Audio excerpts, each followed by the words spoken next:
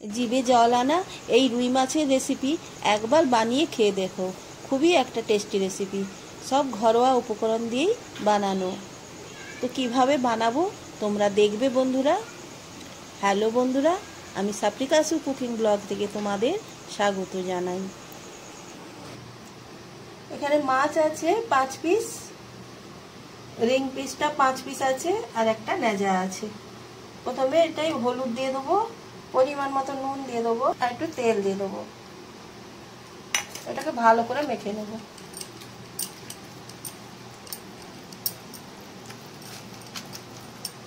মাছগুলো ঢাকা রেখে দিলাম আধ ঘন্টার জন্য। দুটো ছোট সাইজের পেঁয়াজ কুচি নিয়েছি, একটা মাঝারি সাইজের পেঁয়াজ কেটে নিয়েছি, আর এক টুকরো আদা, আর 12-13 কোয়া রসুন আছে। এই আদা রসুনটাকে একসঙ্গে পেস্ট করবো, আর পেঁয়াজটাকে আলাদা পেস্ট করবো।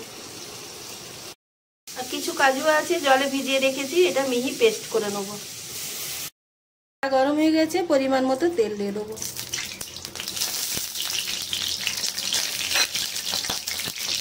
একটুখানি হলুদ দেবো, মাছগুলো ফাটবে না আর ভেঙেও যাবে না, কড়াই আটকে যাবে না।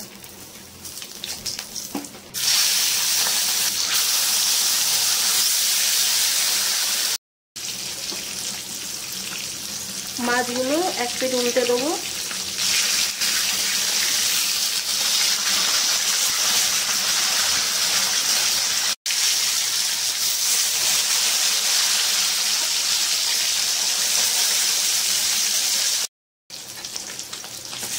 মাছগুলো ভাজা হয়ে গেছে, এই মাছগুলো তুলে নেব। বাকি মাছগুলো এইভাবে লাল করে ভেজে নেব।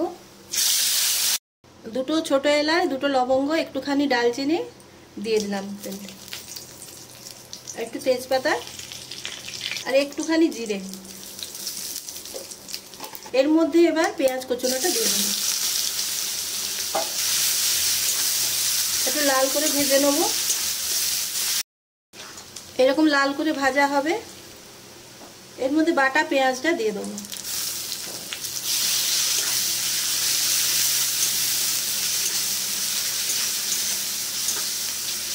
বাটা পেঁয়াজটাও ভালো করে ভেজে নেব।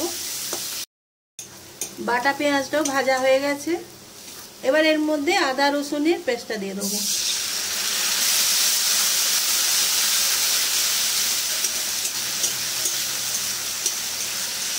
আদা রসুনের পেস্টটা ভালো করে কষিয়ে নেবো, কাঁচা গন্ধ যাতে চলে যায়, ভালো করে কষিয়ে নেব।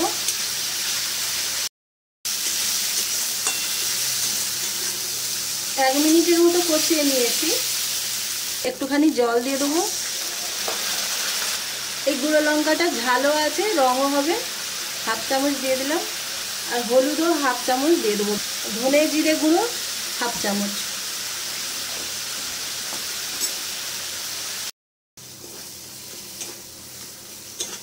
মশলাটা ভালোভাবে কষে নিয়েছি। এর মধ্যে একটা মাঝারি সাইজের টমেটো পেস্ট করে নিয়েছি, দিয়ে দিলাম।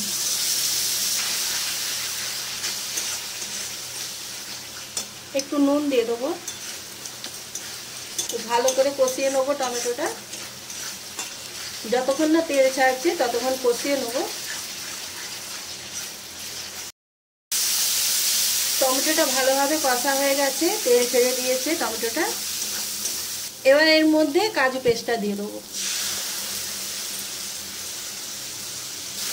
ভালো করে কষিয়ে নেবো। যতক্ষণ না তেল ছাড়ছে ততক্ষণ নেড়ে যেতে হবে, না হলে কড়ায় বসে যাবে মশলাটা।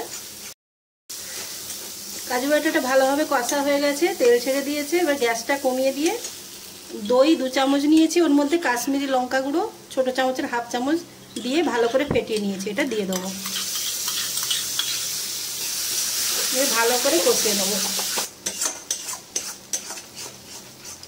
যতক্ষণ না তেল ছাড়ছে। দইটাকে ভালো করে কষিয়ে নেব।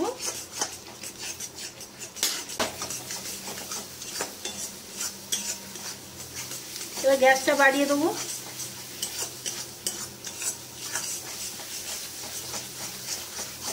দই তেল ছেড়ে দিয়েছে, এবার কিছুটা কসুরি মেথি দিয়ে দেবো। এবার দেবো গরম মশলা, তোমরা রান্না শেষেও দিতে পারো, আমি মশলা কষার সময় দিয়ে দিলাম। দিয়ে একটু কষিয়ে নেব।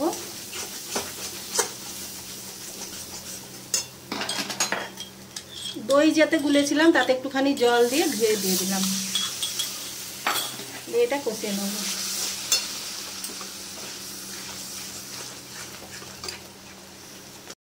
গরম মশলা গুঁড়ো দিয়ে একটুখানি কষিয়ে নিয়ে এবার জল দিয়ে দেবো। গ্রেভিতে যতটা জল লাগবে সেইভাবে জলটা দিয়ে দিলাম। আর একটু জল দিয়ে দেবো। পরিমাণ মতো নুন দিয়ে দেবো।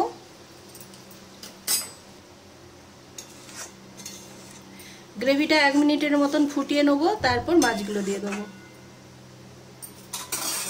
1 মিনিট গ্রেভিটা ফুটিয়ে নিয়েছি, এবার মাছগুলো দিয়ে দেবো। মাছগুলো দিয়ে আর 1 মিনিট ফুটিয়ে নেব। মাছগুলো 1 মিনিট ফুটিয়ে নিয়েছি, এর উপর কিছুটা ধনেপাতা কুচনো দিয়ে দেবো।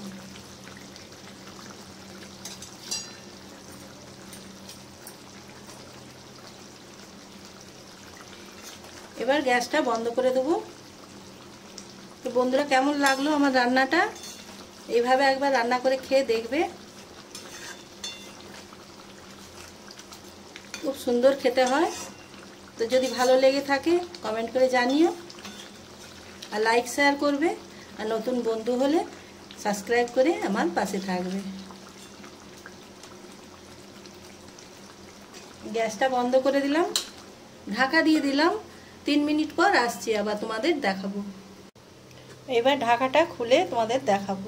দেখো কি সুন্দর কালারটা এসেছে, খেতেও খুবই টেস্টি হয়। তো বন্ধুরা, একবার বানিয়ে খেয়ে দেখো, আর বাড়ির লোককে খাওয়াও, দেখবে তোমার প্রশংসা সবাই করবে।